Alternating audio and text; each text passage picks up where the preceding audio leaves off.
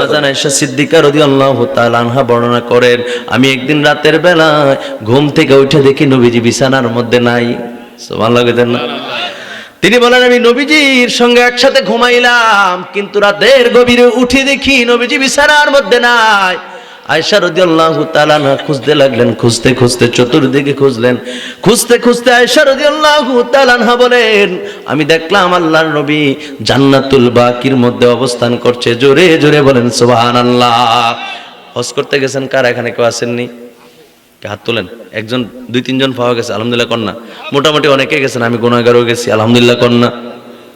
যারা হজ করতে গিয়েছেন, নবীজির রওজা পাকের পাশে জান্নাতুল বাকি, ওই জান্নাতুল বাকির ভিতরে অবশ্যই প্রবেশ করেছেন।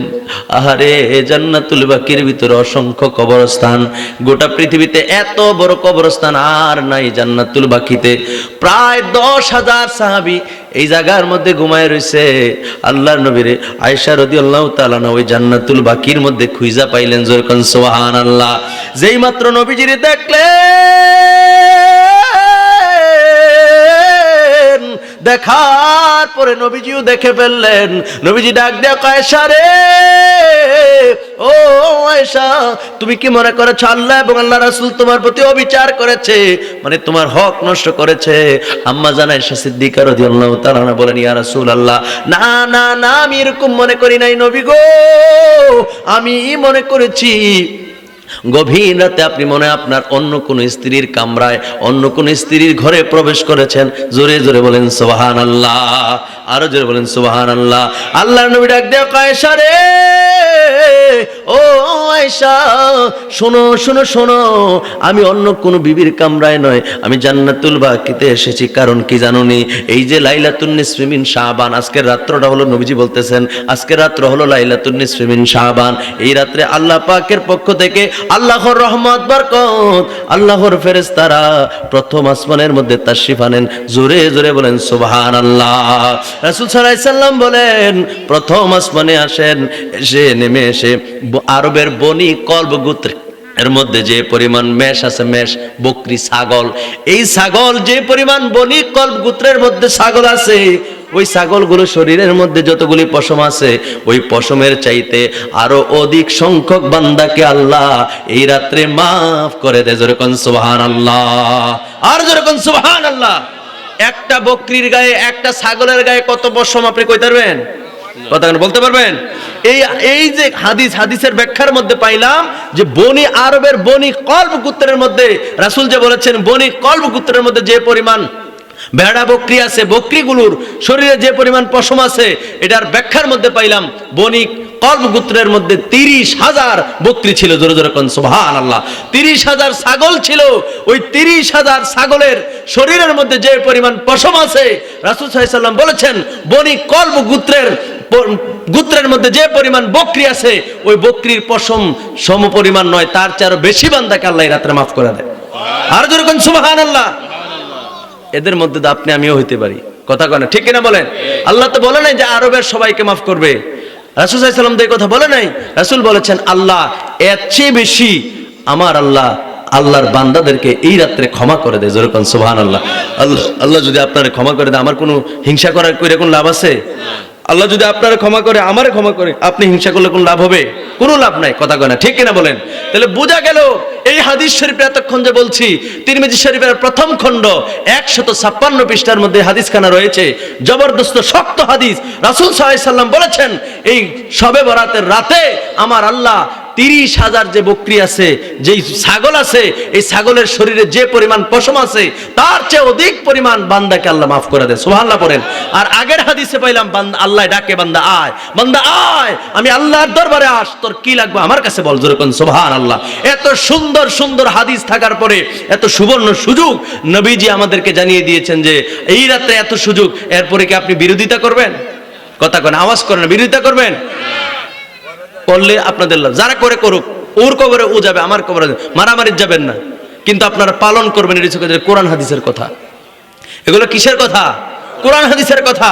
বিরোধিতা যারা করে তারাও একদিন মরে যাবে, আপনিও মরে যাবেন, আমিও মরে যাব। দেখা হবে ফুলের গোড়ায়। কোথায়? কোন ফুলের করে? বাংলাদেশের ফুল না, ফুলসেরাতের ফুলের কথা কইতেছি। দেখা যাইব তখন যারা কোরআন হাদিস বিকৃত করেছো, তুমিও মরবা আমিও মরবো। তোমরা মানুষের সামনে মিথ্যা কথা বলেছো, মানুষের কাছে। এই বাংলাদেশের একজন লামাযহাবী শায়েখ, তার নামটা না বললেই না, আকরামুজ্জামান, আপনারা ইউটিউবে সার্চ দিয়ে দেখেন। যদি মিথ্যা কথা বলি লাগাম টেনে ছিঁড়ে ফেলবেন, আমার কোনো আপত্তি নাই। এই আকরামুজ্জামান এই বেয়াদব কি বলেছে জানেন?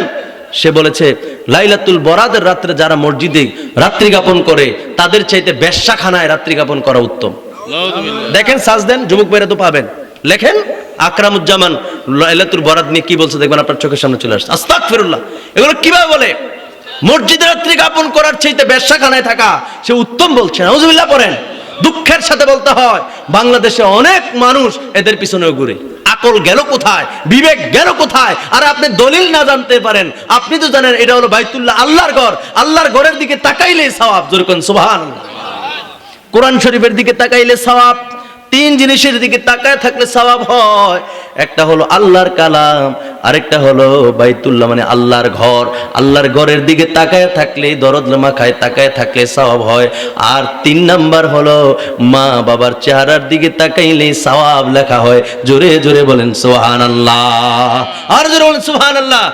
যেই দিকে তাকাইলে সওয়াব হয়, এই খবিস সে বলছে এই মসজিদের ভিতরে রাত্রি যাপন করা মানে আমরা যে শবে বরাত পালন করি, এই পালন করা নাকি এর চেয়ে নাকি বেশ্যাখানায় থাকা উত্তম। নাউজুবিল্লাহ কইতেন না? আপনার কি আসলে জোর শক্তি চলে গেছে? ইমানি কণ্ঠে আওয়াজ করেন। আপনার সামনে এই কথা বললে কি আপনি দম ধরে থাকবেন? আমার তো মনে হয় আপনি দম ধরে থাকবেন। কেন? আপনার ইমানি পাওয়ার গেল কোথায়? আপনার সুযোগ দিবেন না, এই কথা সুযোগ দিবেন না। আমরা যেগুলো বলছি কোরআন হাদিসের কথা, তারা শুধু বলতেই পারে, দলিল নাই কথার। ফুট করে একটা কথা বলে ফেলবে, দলিল নেই কথার পিছনে কথা করা, ঠিক কিনা বলেন? তাহলে লাইলাতুল বরাত মানবো তো? শবে বরাত নামে যেটা পালন করি, শবে বরাত তো আর বিনা।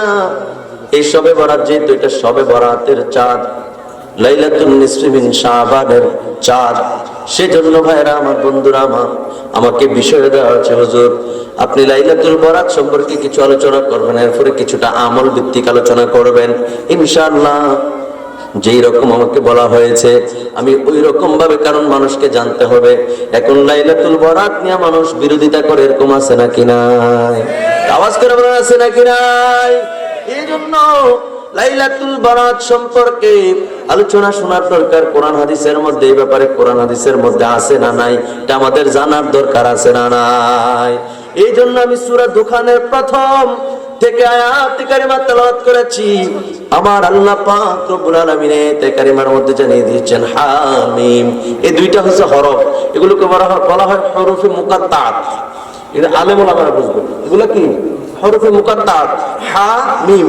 এগুলোর কোনো অর্থ হয় না, এগুলো কি হয় না, অর্থ হয় না। এগুলো জানে কে? এগুলো অর্থ আল্লাহ জানে, যেরকম সুবহানাল্লাহ।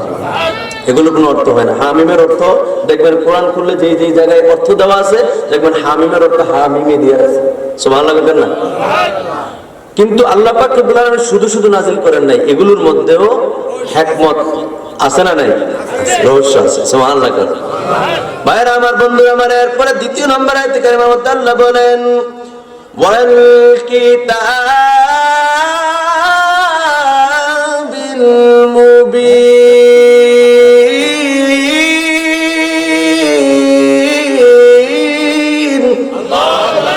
আল্লাহ পাক রব্বুল আলামিন বলেন, আল্লাহ পাক রব্বুল আলামিন বলতেছেন, প্রথম বললেন হামিম, এরপরে বলছেন আল কিতাবুল মুবিন। এই সুস্পষ্ট কিতাবের কসম আমার আল্লাহ পাক রব্বুল আলামিন খাইলেন। জোরে জোরে বলেন সুবহানাল্লাহ। শপথ করে আল্লাহ কি বলছে জানেন? আল্লাহ সুবহানাহু ওয়া তাআলা বলছেন ইন্না আনজালনাহু ফি লাইলাতিন মুবারাকাহ। আল্লাহু আকবার বলেন। লাইলাতুল, কথা খেয়াল করেন, এখানে কোরআনে আসছে লাইলাতিন মুবারাকাহ, মুবারকময় রাত। সুবহানাল্লাহ। আল্লাহ বলেন এই কোরআনকে, আল্লাহ পাক রব্বুল আলামিন বলছেন এই কোরআনকে আমি আল্লাহ পাক রব্বুল আলামিন মুবারকপূর্ণ রাতে, বরকতময় রাতে আমি আল্লাহ নাজিল করেছি। জোরে জোরে বলেন সুবহানাল্লাহ। এই কোরআনকে আমার আল্লাহ বরকতময় রাতে নাজিল করেছেন। জোরে বলেন সুবহানাল্লাহ। কোরআন তো আর মিথ্যা না, কোরআন কি মিথ্যা? এরপর আল্লাহ পাক রব্বুল আলামিন বলেন ইন্না কুন্না মুনজিরিন।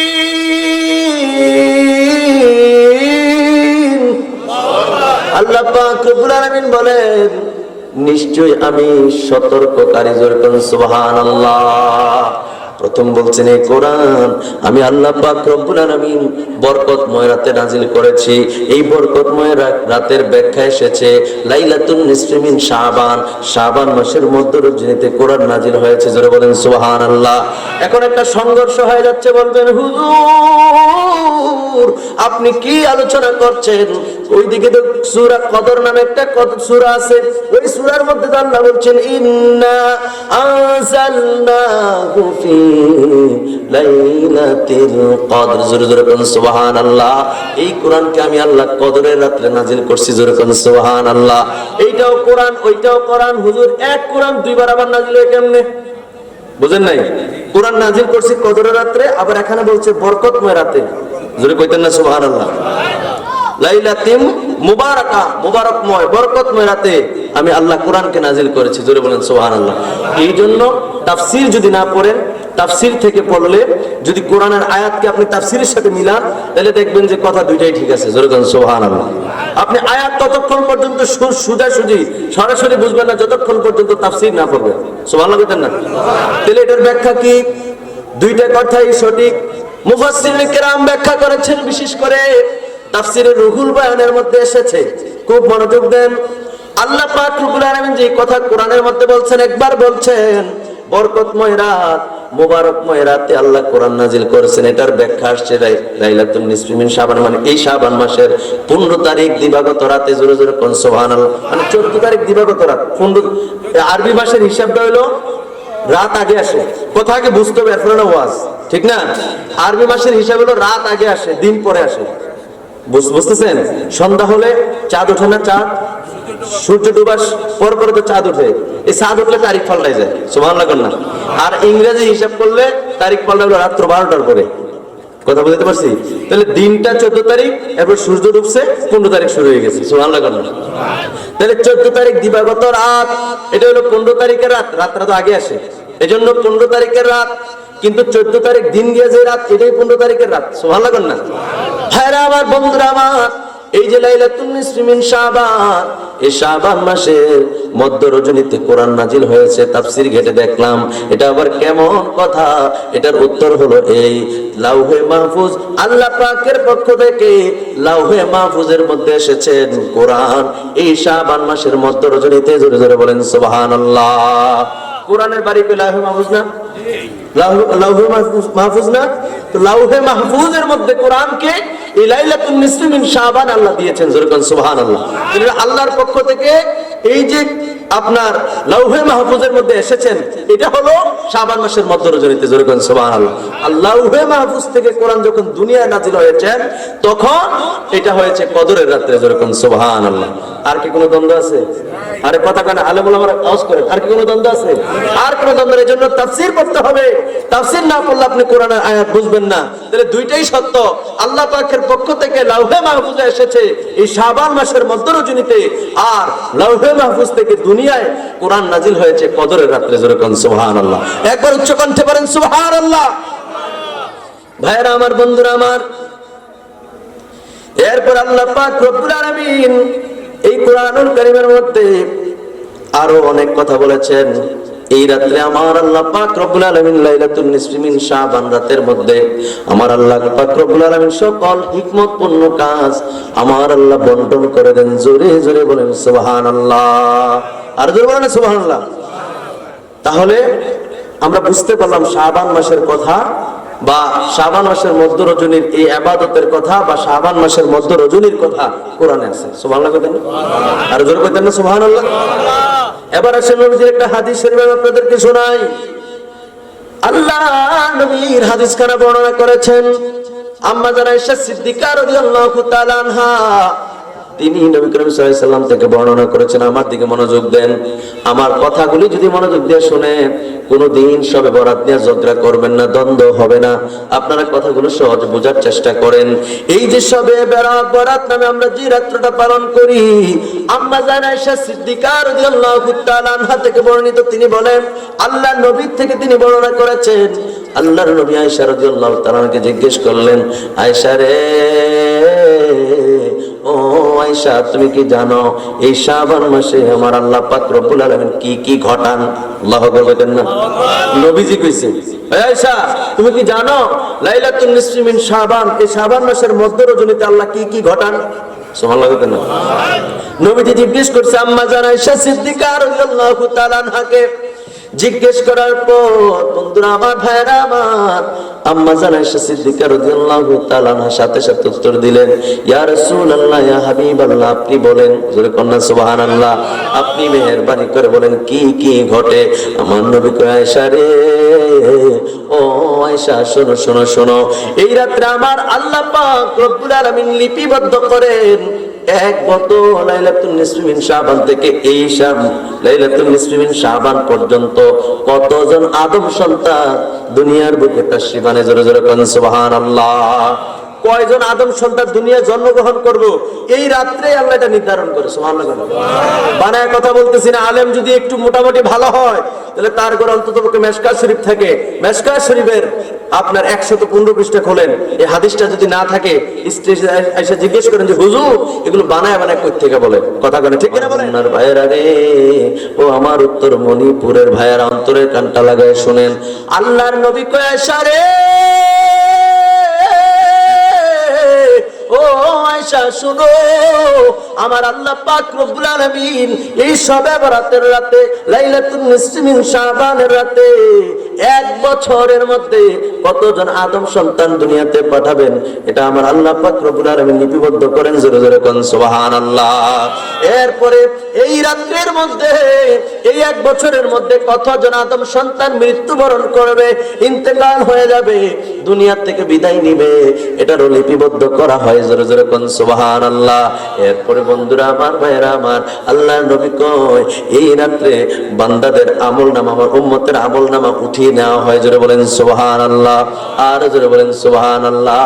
এইভাবে সারাটা রাত্রের মধ্যে আমার আল্লাহ পাক রব্বুল আলামিন বান্দাদের রিজিক লিপিবদ্ধ করে কার ভাগ্যে কতটুকু রিজিক দেওয়া হবে। জোরে জোরে বলেন না সুবহানাল্লাহ। আর জোরে বলেন সুবহানাল্লাহ। বন্ধুরা রে আমার, ও আমার ইমানদার ভাইয়েরা, এই যে হাদিস শরীফ আমি আপনাদের সামনে তুলে ধরলাম, কোরআনের একটা আয়াত, কোরআনের কয়েকটা আয়াত, এরপরে হাদিস শরীফ আমি আপনাদের সামনে তুলে ধরলাম। এর দ্বারা বুঝতে পারলাম এই রাত্র হলো ভাগ্য পরিবর্তনের রাত।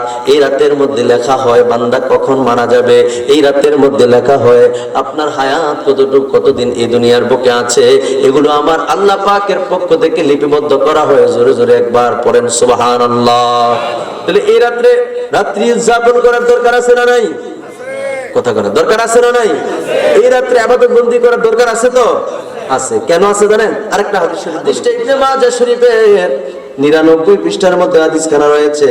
আল্লাহর নবী তো জাহানের বাদশা নবীর হাদিসখানা তিনি বর্ণনা করেছেন। তিনি বলেন, ইদা কানাত লাইলাতুন নিসফি মিন শাবান ফাকুমু লাইলাহা ওয়াসুমু নাহারাহা। সুবহানাল্লাহ বলেন না? আলী রাদিয়াল্লাহু তাআলা আনহু থেকে বর্ণিত, তিনি বলেন, আলী রাদিয়াল্লাহু তাআলা আনহু তিনি বলছেন, আমার দয়াল নবীজি ইরশাদ করেছেন, ও নবীর উম্মতেরা শোনো শোনো শোনো, যখন শাবান মাসের মধ্য রজনী আসে, যখন শাবান মাসের মধ্য রজনী আসে, তখন আমার আল্লাহর নবী ইরশাদ করেন, তোমরা এই রাত্রির বেলা রাত্র জেগে জেগে ফাকুমু লাইলাহা, দাঁড়িয়ে দাঁড়িয়ে ইবাদত করো, মানে নামাজ পড়ো। জোরে কোন সুবহানাল্লাহ। কুমু লাইলাহা, রাতে ইবাদত করো দাঁড়িয়ে দাঁড়িয়ে। সুবহানাল্লাহ বলেন না? দাঁড়িয়ে দাঁড়িয়ে ইবাদতের ব্যাখ্যা হলো নামাজ পড়ো। সুবহানাল্লাহ বলেন না? নফল নামাজ পড়ো, নির্দিষ্ট কোনো রাকাত নাই, পড়তে থাকেন, সারা রাত পড়তে পারবেন, কোনো সমস্যা নেই। সুবহানাল্লাহ বলেন না? নবীজির হাদিস শরীফ বলছি, ইবনে মাজাহ শরীফের হাদিস, খুব মনোযোগ দেন। আল্লাহ বললেন ফাকুমু লাইলাহা, রাতে দাঁড়িয়ে দাঁড়িয়ে ইবাদত করো। এরপর নবী বলছেন ওয়াসুমু নাহারাহা। আল্লাহু আকবার বলেন। রাসূল সাল্লাল্লাহু সুমু ওয়াসুমু, সাওম মানে কি? রোজা। সাওম তো কি? রোজা। রাসূল সাল্লাল্লাহু আলাইহি সাল্লাম বলেন ওয়াসুমু নাহারাহা, রাত্রে ইবাদত করছো, এরপরে দিনের মধ্যে দিনটা রোজা রাখো। জোরে জোরে বলেন সুবহানাল্লাহ। কে বলছে? নবীজি বলছে। ইবনে মাজাহ শরীফের হাদিস। বলছে কে? রাসূলুল্লাহ বলেছেন। সুবহানাল্লাহ বলেন। এরপরে প্রিয় ভাইয়েরা আমার, বন্ধুরা আমার, এই জন্য নবী করিম সাল্লাল্লাহু আলাইহি সাল্লাম কেন বললেন রাত্রে ইবাদত করার জন্য, এরপরে দিনের বেলা রোজা রাখার জন্য কেন বলছে জানেননি? ফা ইন্নাল্লাহা ইয়ানজিলু ফিহা লিগুরুবিশ শামসি ইলাস সামাঈদ দুনিয়া। চিৎকার মেরে বলেন সুবহানাল্লাহ। আল্লাহর নবী কই উম্মতেরা রে,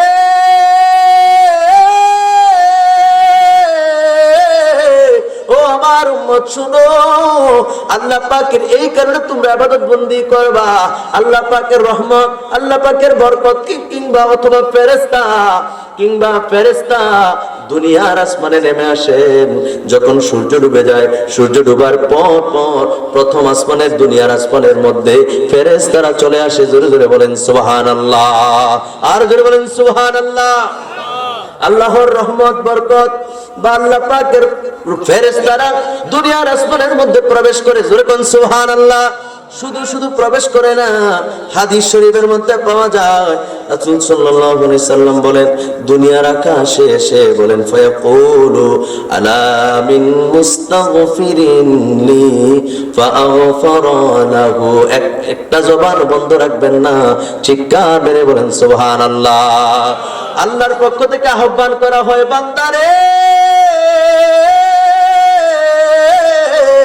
ও বান্দা কে আছো, আমি আল্লাহর দরবারে প্রার্থনা করবা, আমি আল্লাহ পাক রব্বুল আলামিন তোমার প্রার্থনা কবুল করব। জোরে জোরে বলেন সুবহানাল্লাহ। কি প্রার্থনা? ক্ষমা চাইবা। কে আছো আমার কাছে? ক্ষমা চাইবা আজকের রাতে, আমি আল্লাহ তোমাকে ক্ষমা করে দেব। জোরে বলেন সুবহানাল্লাহ। এরপর হাদিস শরীফের মধ্যে এসেছে, আল্লাহ নবী দুজানের বাদশা নবী রাহমাতুল লিল আলামিন বলেন, আলা মুস্তারসিকুন ফারযুকহু। আল্লাহু আকবার বলেন।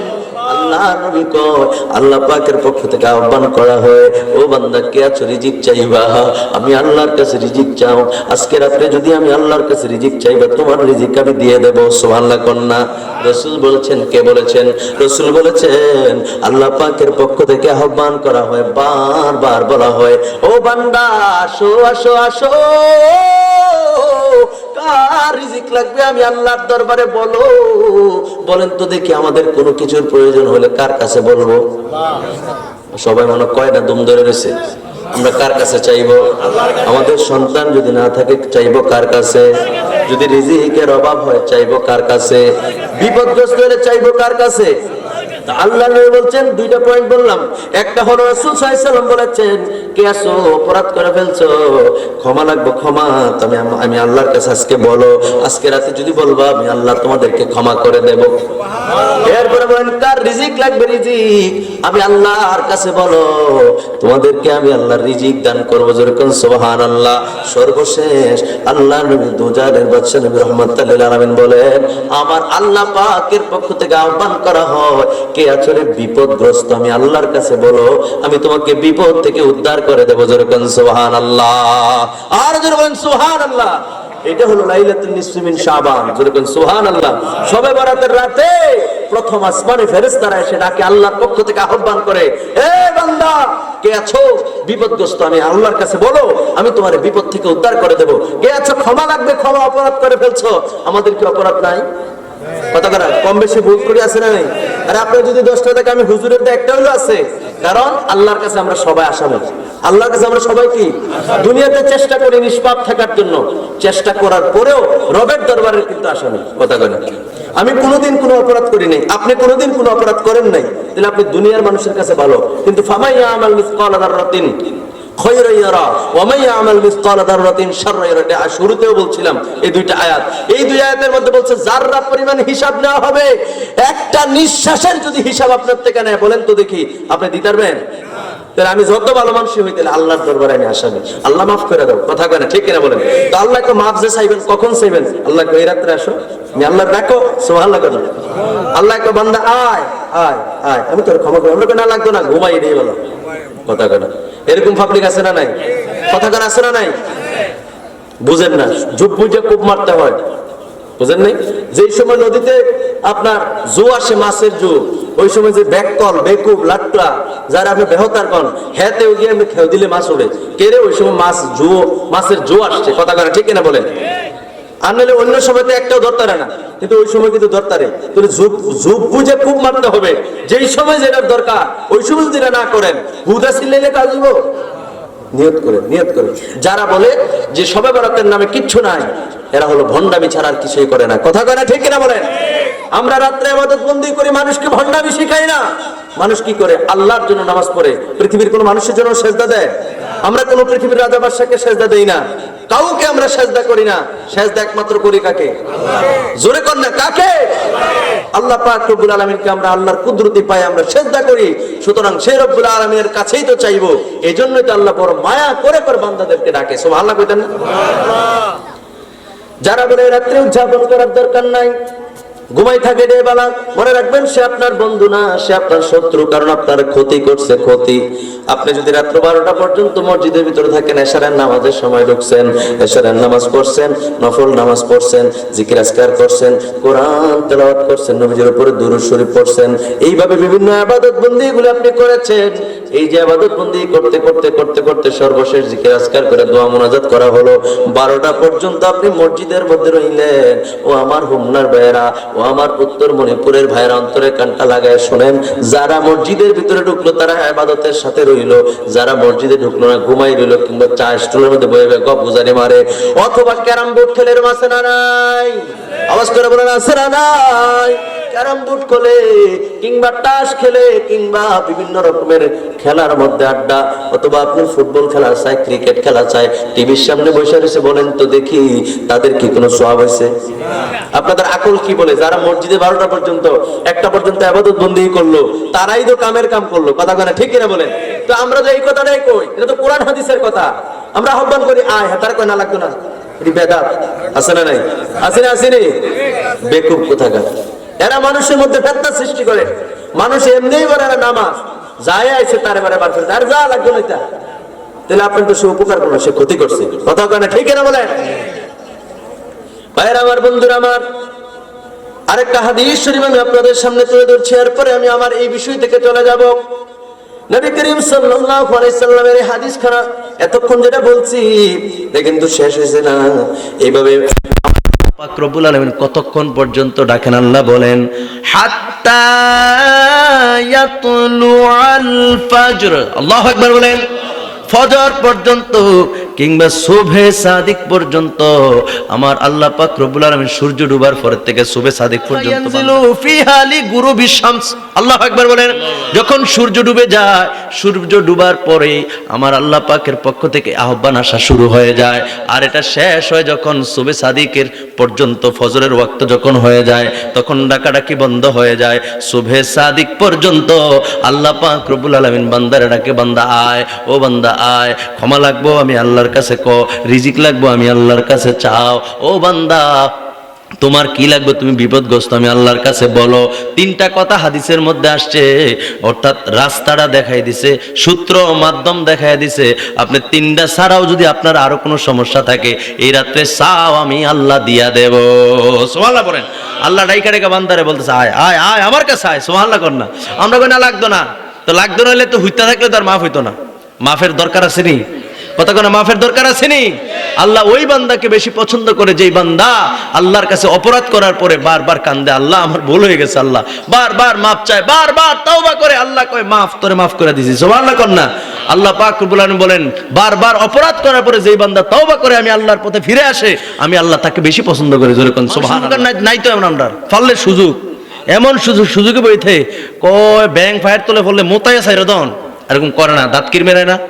কথা আছে না? আছে না? মানুষ সুযোগ ফেলে এমন বড় হালায়াম দান্দায় করে হেইডায়। আর দান্দা না বিছেড়ে আপনি নিজে কেমনে বাঁচবেন এই চিন্তা করেন।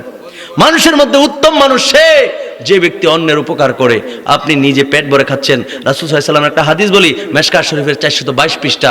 রাসূল সাল্লাল্লাহু আলাইহি ওয়াসাল্লাম বলেন, ওই ব্যক্তি ইমানদার নয় যেই ব্যক্তি, খুব মনোযোগ দেন, যেই ব্যক্তি পেট ভরে খাবার খায় কিন্তু তার পাশেই না খেয়ে আমার আল্লাহর বান্দা পড়ে আছে, ওই ব্যক্তি ইমানদার না। কে বলেছেন? রাসূল বলেছেন। তাহলে আপনি ইমানদার তো না, আপনি পেট ভরে খাচ্ছেন, 3 বেলা খাচ্ছেন, কোটি কোটি টাকা আপনার অ্যাকাউন্টে আছে, আপনার পাশে আপনার বাড়ির লোক, আপনার এলাকার লোক, আপনার সমাজের লোক, আপনার গ্রামের লোক, আপনার দেশের লোক না খেয়ে আছে। আপনি তো ইমানদার এলাকার মানুষে, বাবা আজান পড়ছে আসেন নামাজটা পড়বেন, হুজুর আমার ফ্যানটা ভালো না। কে রে তোমার ফ্যানটা ভালো থাকে না? কে রে? হুজুর আমার শরীরটা ভালো না। কেন তোমার শরীরটা ভালো থাকে না কেন? মানে না পাক বুঝাইতেছে। কেন না পাক থাকবা তুমি? ফরসাপ করছো, লাইরা সিরা সেন লাগাই লিছো, তো এই এটার 2 বোকাটায় এই পবিত্র হয়ে কোন সময় হবা? এখন যদি মালাকুল মাউত আসে তাহলে তুমি বলবা যে আমার ফ্রেন্ডটা ভালো না, আজরাইল তুই কত পরে এটা কই পারবে? তো কিসের আশায় কেন বলেন?